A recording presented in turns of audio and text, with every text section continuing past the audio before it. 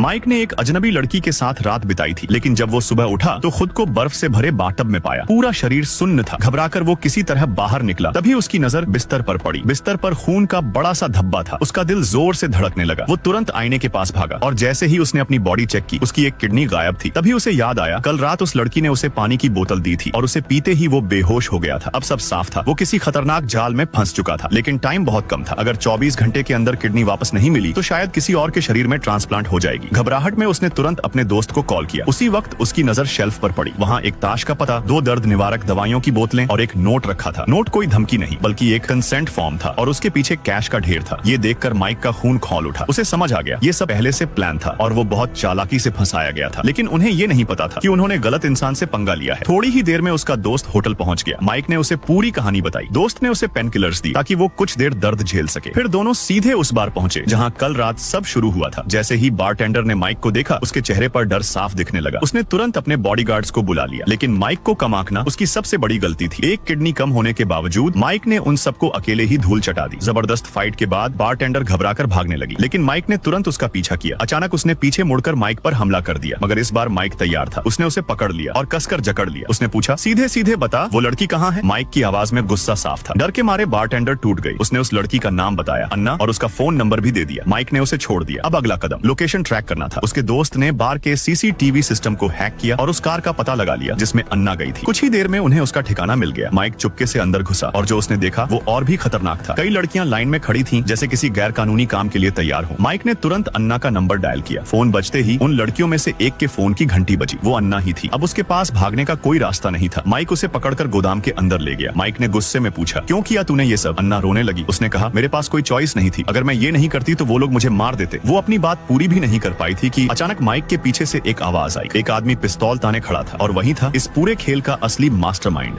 आदमी 3 दिन और 3 रातों तक लाशों के ढेर के बीच पड़ा रहा। आखिर में एक अजीब सा स्कैवेंजिंग क्रिएचर सामने आया।